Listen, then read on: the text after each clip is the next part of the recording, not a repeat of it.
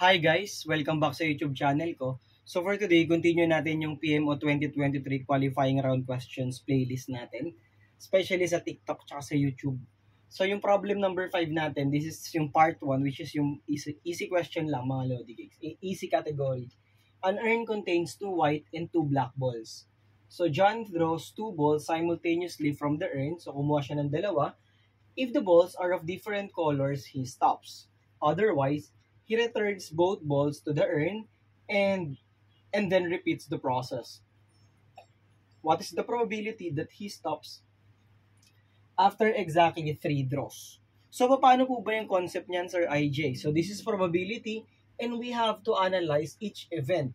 Paano po ba natin makukuha yung tamang sagot? Meron siyang dalawang white and dalawang black. Mag-i-stop si John kapag nakadraw siya ng dalawang kulay na magkaiba. Ng dalawang magkaibang kulay. Pero ibabalik niya yung bola kapag obviously the same yung balls na nakuha natin. Ang tanong, ano daw yung probability na hihinto siya after exactly 3 draws? So basically, kung 3 draws yan, so the first draw must result to, okay, that is correct, mga Lodi Cakes. So they must have the same colors. Okay, same colors. Second event, dapat same colors yan. Kasi kailangan exactly 3 bago siya mag-stop. So sa third, doon na tayo magkakaroon ng different colors. So different colors. And then applying the concept, mga Lodi Cakes, di ba, yung mga probability, meron tayong 3 events, minumultiply lang natin yan, mga idol. So ito yung first event, same. Tapos sa third, para mag-stop na siya. Kasi mag-i-stop daw siya kapag he draws different colors. How do we now get, Sir IJ, the probability of the events na kailangan natin i-multiply? So for the same colors, so dahil simultaneously naman, so parang nag-draw siya randomly, so we can apply the concept of combination. So for the same colors event, mga idol, for the same colors, so magiging denominator natin, di ba alam naman natin, the probability is the total number of possible, di ba mga Lodi Cakes?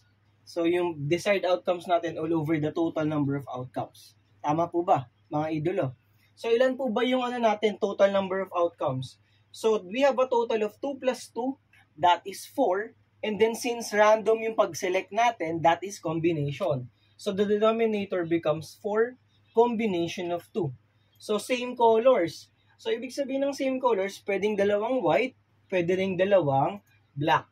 So pipili tayo ng dalawang color dun sa dalawa, or dalawang bola dun sa dalawang specific na kulay, and then ito times lang natin kay 2.